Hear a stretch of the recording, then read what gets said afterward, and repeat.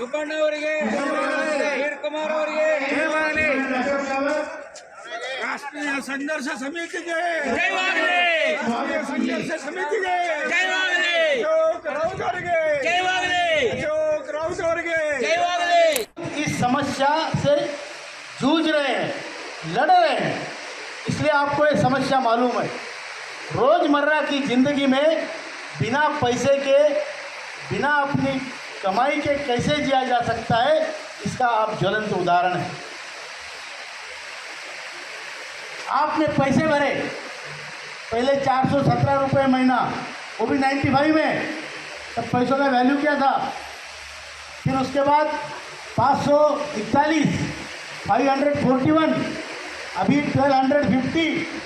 ये पैसा भरने के बाद, वो भी 30 साल पैसा भरने के बाद जब आप उसका वैल्यूएशन देखेंगे तो ये पता चलेगा गौडर सर कि कम से कम हर आदमी का, करूर सर, हर आदमी का सरकार के पास 20 लाख रुपए जमा है। और 20 लाख रुपए जमा करके सरकार मुझे क्या दे रही है, 1000 रुपया। पूरे भारत का average pension 1171, 36,60,000 people are getting less than 1000 rupees। ये कौन सी व्यवस्था है भाई। लोगों से पैसे निकाल लिए और उसके बाद में उसको 1000 रुपये देके 60 साल की उम्र के बाद बुढ़ापे में बोल रहे हो कि तुम और तुम्हारी पत्नी 1000 रुपये में जियो।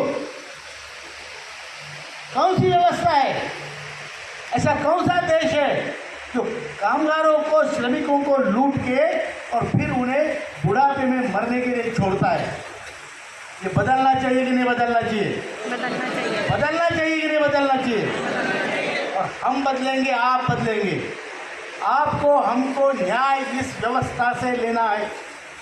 उसके लिए जो भी कीमत चुकानी पड़ेगी हम चुकाएंगे, लेकिन न्याय लेके रहेंगे। मंजूर है।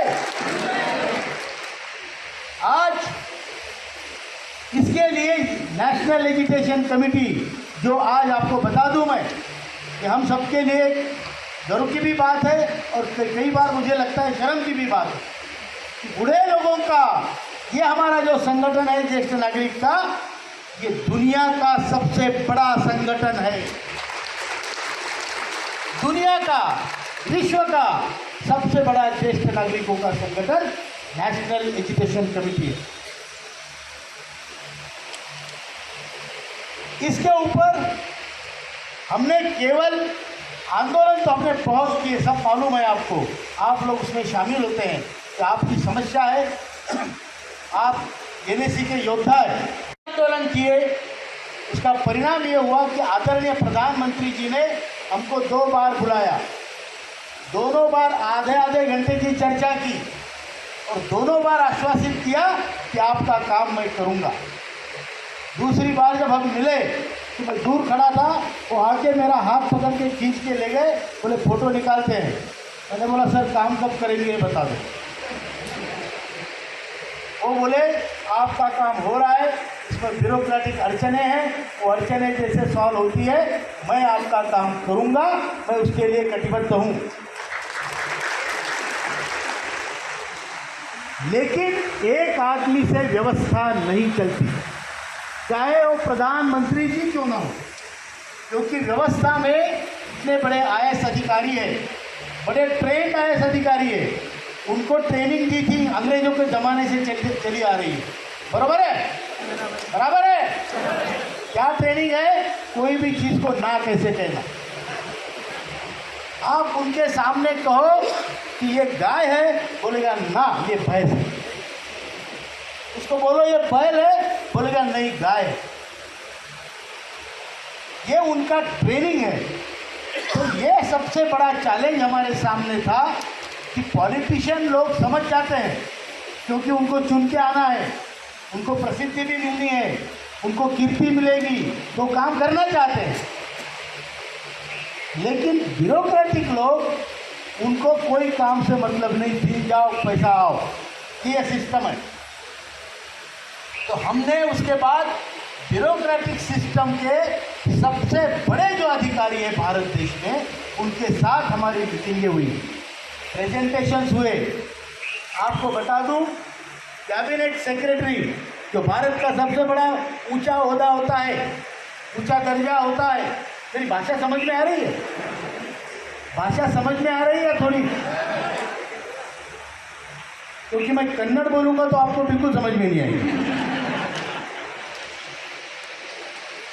कैबिनेट सेक्रेटरी से हमारी 2 घंटे चर्चा हुई, राउंड टेबल कॉन्फ्रेंस हुई, expenditure secretary, finance secretary, labour secretary. तो जो ब्यूरोक्रेसी है उसके सारे टॉप क्रीम से हमने बात की, उनको हमने अपनी बात समझाई, वो बात भी समझ गए और तभी इसको गति मिलनी शुरू हुई। हमने आदरणीय वित्त मंत्री से कम 3 बार मुलाकातें की, चर्चा की। उन्होंने ट्विटर में भी डाला था, I met commander Ashok Raut and his NSC team. देश का अर्थमंत्री लिखता है कि आपकी कीमत है, आपकी कीमत कम नहीं है, लेकिन यह आपकी कीमत तब तक है जब तक आप संगठित रहोगे। संगठित रहना आपकी कीमत के लिए बहुत ज़रूरी है, नहीं तो हमें कोई नहीं गिनता है, ना घर का आदमी गिनता है ना बाहर का गिनता है, बराबर है। बच्चे भी अभी वो कीमत नहीं देते, बीवी तो बिल्कुल ही नहीं देती, उसका काम निकल गया, आपका काम हो गया। क्यों? क्योंकि अभी बच्चा बड़ा हो गया।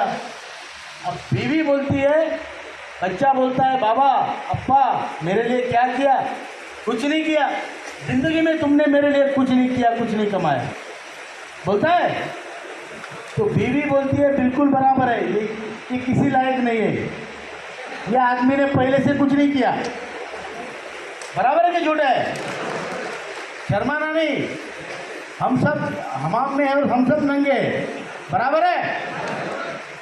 झूठ है या सच है? क्योंकि हमें 1000 रुपये मिलते हैं, जब हम 50,000 रुपये लेके आते थे, 25,000 रुपये लेके आते थे, तो घर में हमारी कीमत थी। पहला सांभर भात मैं खाता था, जो मछली खाते हैं साथ में मछली भी मिलती थी, बेलगांव में खाते ना, घी मिलता था। अभी हमने खाना खाया कि नहीं खाया ये भी घर में किसी को पता नहीं चलता। इसलिए हम सभा में आने के बाद पहले पूछते हैं खाना किधर है। थोड़ा संयम रखो, सब मिलेगा, खाना भी मिलेगा और पेंशन भी मिलेगी। अगले आने वाले 2 महीने के अंदर, आने वाले 2 महीने के अंदर आपको पेंशन मिलने वाली है, ध्यान रखो।